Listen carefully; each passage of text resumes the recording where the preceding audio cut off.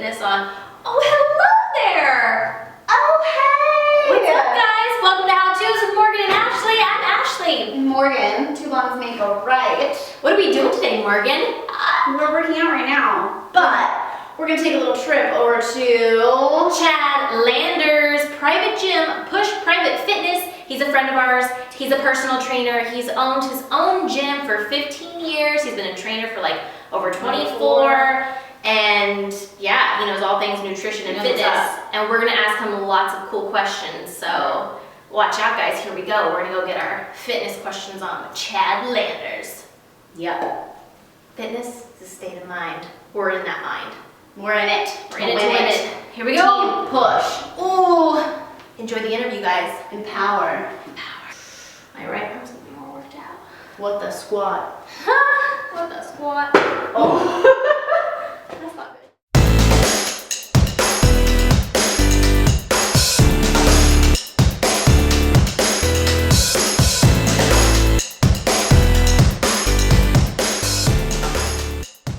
Hi guys, we are here with Chad Landers, Team Push, with Push Fitness. He's been a personal trainer for 24 years. He's owned his private gym for 15 years. He trains musicians, actors, celebrities, regular people, everybody. Everybody. So Even we have you. Even you. So we have some questions to ask him and some of his personal how-tos. Woo! Thanks for being here, Chad. Well, thanks for having me. Thanks. My pleasure. All right, Morgan, kick it off. I got it. Okay. So what made you want to go into the fitness business and then own a gym? Well, I was always, even when I was a little kid, you can actually see pictures of me when I'm like 6 years old in my underwear making like muscle man poses. Cute. And I always said I wanted to be like a muscle man. I don't know what the hell that meant to me at that age, but for some reason I was like enamored with the idea of muscles. Yeah. And I was an athlete in junior high and high school, football, captain of the football team, the whole thing. Got it. So when I first went to college, I didn't know you could major in something like kinesiology, which is what I ended up majoring in. So I went biology, figuring I grew up on a farm, figured I'd be a wildlife biologist or something. But when I got to the university, then I found out, there's this department of kinesiology, which combines, biology, human biology, physiology and anatomy with sports, really, which is what I love. Cool, yeah. So I didn't know what I would do for a living. Certainly didn't know I would move to LA and be a celebrity trainer or whatever. I just knew that I was into fitness and working out and the human body, biology and all that. So I got my degree in kinesiology, and at the same time I was managing a health club in Illinois. And eventually I moved west. I had some opportunities, some places to stay, so I started in Vegas, and then I ended up moving to LA for a job in a gym like this. Got it. And then worked there for a couple years, went out on my own for about 8 years until I was able to open this place, and now it's been almost 15 years that I've been here. Wow. So yeah, it's kind of crazy. Cool. So I became a muscle man after all. Yeah, you came up, man. Next question. How important is diet to go along with the exercise? If you're eating crappy but you're working out all the time, that's not really going to give you results, right? It depends on what the results are that you're looking for. For instance, if fat loss is strictly your goal, then yes, diet's probably going to be even more important than the exercise component. It's going to be critical.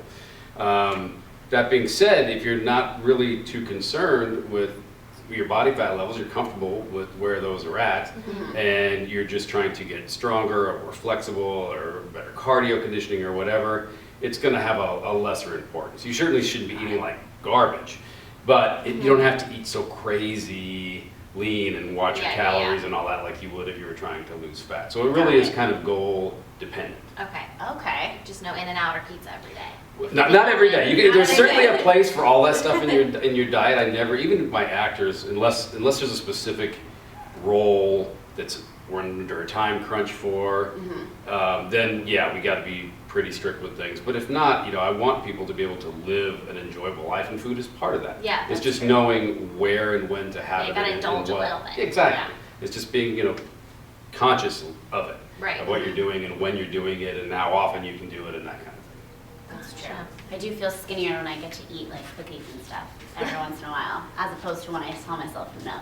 Well, as soon as you put something off limits completely, you're want going to it crave more. it. Yeah, even if you can't you know, it's Yeah. just, it doesn't matter, so. It's very true. Next question. Is there such a thing as too much working out? Sure, absolutely. I mean, one of the things that's probably the most neglected part of training is the idea that you have to recover from the workouts that you're doing. And so you can't get the benefits of a future workout until you've recovered really from the previous workout. So things like nutrition, of course, is the big one. Also sleep, you know, lack of sleep Yes. is huge. Trying to de-stress and all those kind of things that kind of take energy and time away from us. That's kind of an important part of it too. So people like to think that they'll just outwork out Right. all these other things, and it's like, no, if you're not getting enough sleep and you're not eating well, doing more exercise is probably just going to grind you down even further. You're better off putting your attention towards maintaining a good exercise regimen, but then getting the diet and the sleep and that kind of stuff dialed in rather than just throwing more exercise at Right. the problem.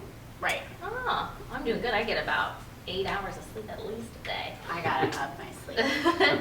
All right, so what is better, the ab machines or just doing like the old school way of like planks, sit-ups, you know, crunches? What's gonna give you better results? Right. Well, again, results is kind of a tricky word because if results is seeing like a six-pack in the mirror, that's really going to come more from your diet than from what apparatus you're using to work the muscles underneath. Because you could have the greatest set of abs in the world, but if they're covered up by a layer of body fat, Like nobody's going to know. They're in there somewhere. Ours are in there somewhere. It's like the lost city, you know, it's there somewhere, but we're just not sure where. That being said, I much prefer exercises that mimic more like everyday life. So where, like you said, like a plank, or even when I'm doing like a step up or any kind of exercise where your core is forced to engage and brace your spine so that you can then do the exercise correctly. Because our body doesn't really work in isolation, it works all together.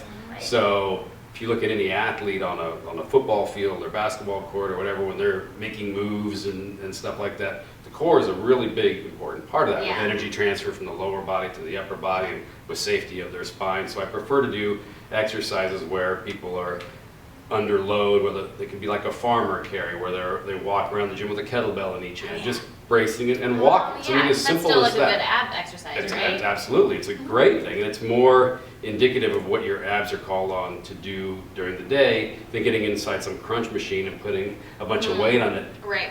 Most of the time, the last thing we need to do is actually more crunching, more rounded. We sit here all day long on our Right. phones and That's true. we're slouching and all Yeah. this. So the last thing we need to do is exacerbate that posture. by doing more crunching. Yeah, you know? yeah. We need more stuff where we have to brace and prevent flexion and That makes extension, or sense. prevent rotation, or prevent, you know, the side-to-side movement. So more of those exercises where you have to bear down. There's tons of them out there, different plank variations, and stir the pot, and pal-off presses and holds, and all kinds of different Yeah. stuff. But yeah, I definitely prefer those to any kind of machine. I don't have an ab machine in here at all. Gotcha.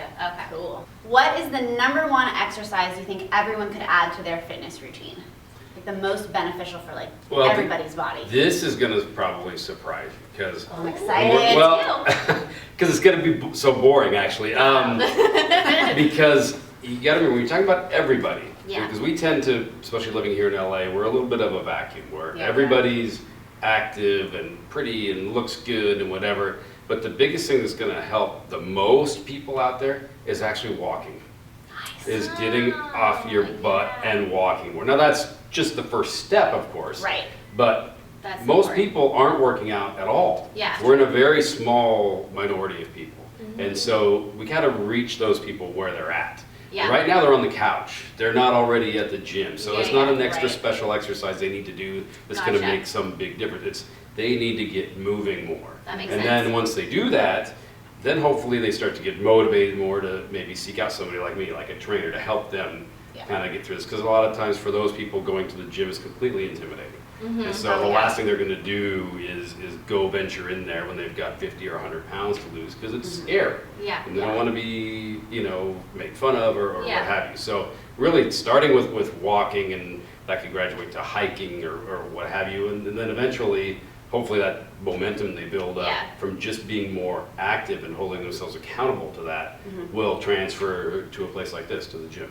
That makes sense. Oh. I feel like I need to walk more too. I feel like too when you go somewhere else like New York, or if you're on vacation, I feel like you walk like a lot. 6 Absolutely. miles a Like, day in when New we York. live here, we don't really walk around. Like and even if No. it's close by, I just Right. need to walk more. No, LA is not a walking city, and it's true. I'll have clients who will go to, let's say, Manhattan or London or Rome for sure, Yeah. with all the steps.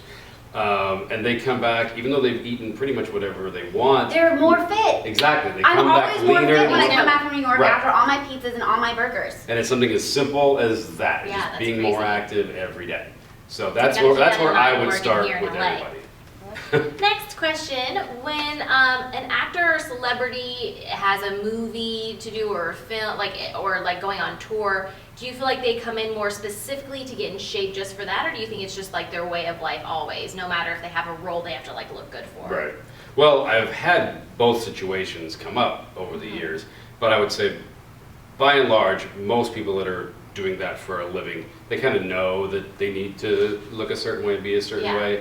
So they're coming in because it's part of their lifestyle. Now that being said, we may change things up a little bit as depending on what they book. If they book Right. a superhero thing and they need to put on a lot of size, or if they book something where that's like a drug addict and we gotta get them like really lean and gaunt looking or what have you. There's a whole lot of different Yeah. things. But I would say, by and large, these days, male or female actors and musicians, anybody in the public eye kind of knows what the score is and they need to be working out. But I've certainly had situations where somebody would come in and I need 3 weeks to... Make me look hot. Yeah, and it's like, we should have been doing this like 6 months Yeah. ago to really Yeah. do this properly. So, Yeah.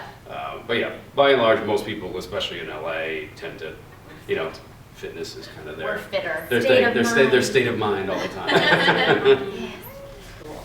Okay, so my question. Does it super bother you when they don't listen to you?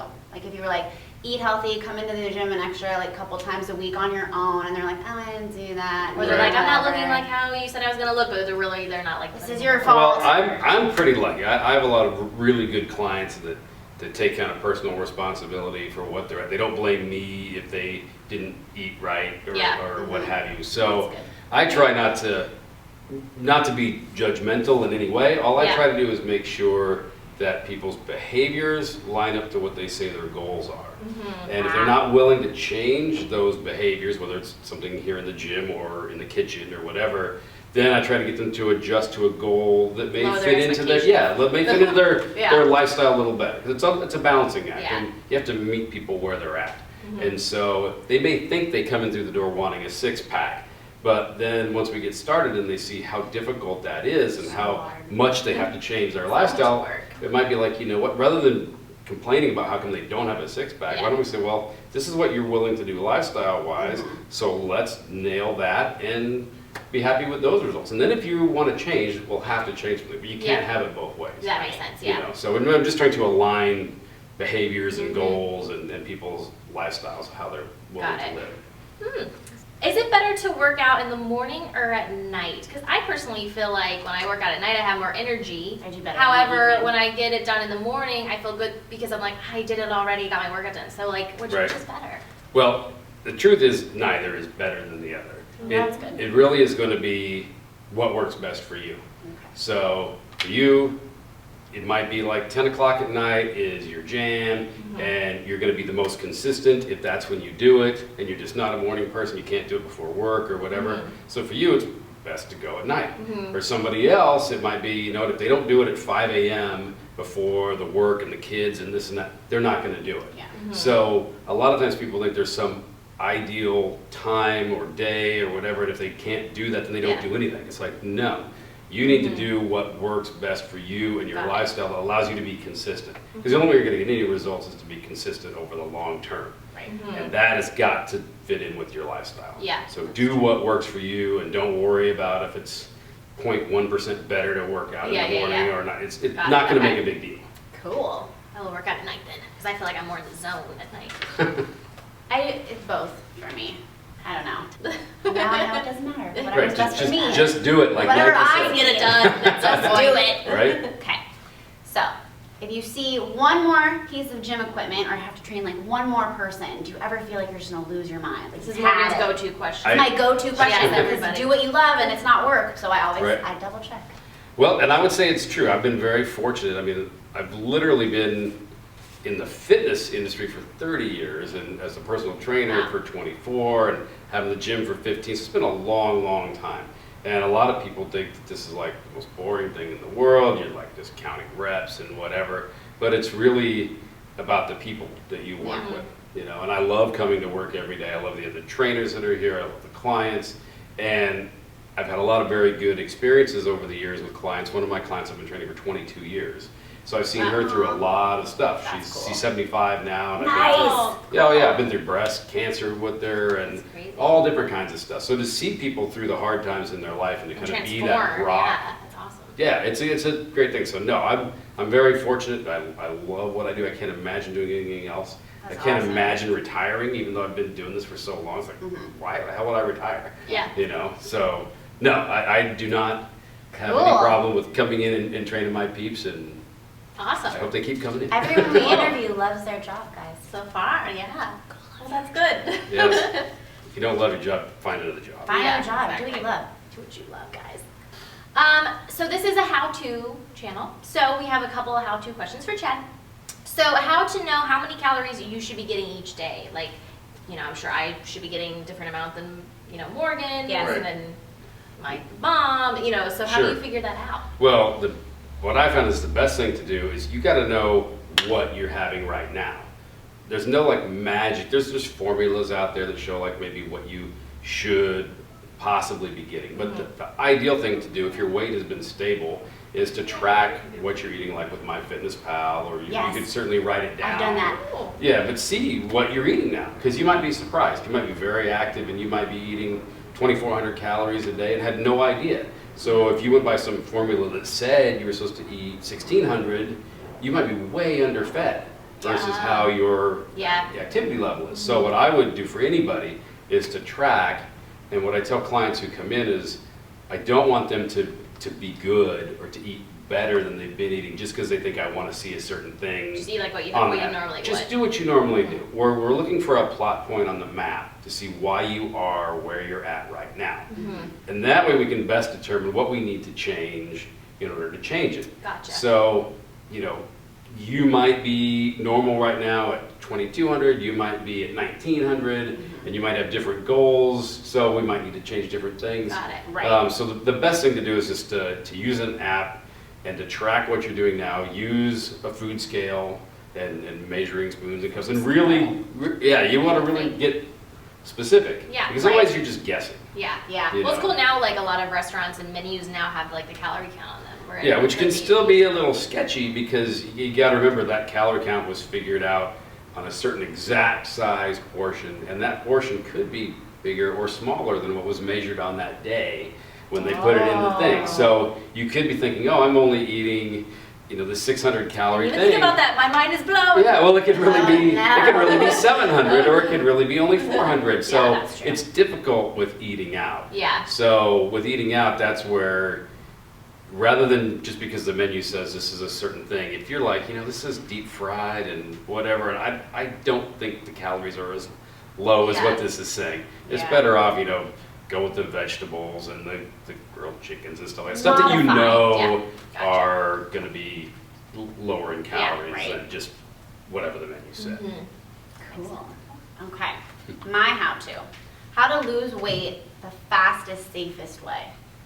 Well, fastest and safest Like, don't let's just usually say, go I know together. they're not I had to like Like, go we had to a an wedding. event or a wedding to go to. Right. 2 weeks. Yeah, we gotta like lose it now, but we don't want to do anything unsafe. Like, how do we do that? Right. Like, let's go. Well, I mean, I would say, especially if something like a wedding or where photos Yeah. Yeah, are like going to be that, yeah. important, then the quickest thing that we can have an influence on is water retention, is how bloated you feel and how Sodium. bloated Watch you look. your sodium. Exactly. So the best thing we can do is start to drink more water daily That's right. It tells me to do it. for that week to 2 weeks, you know, before your thing.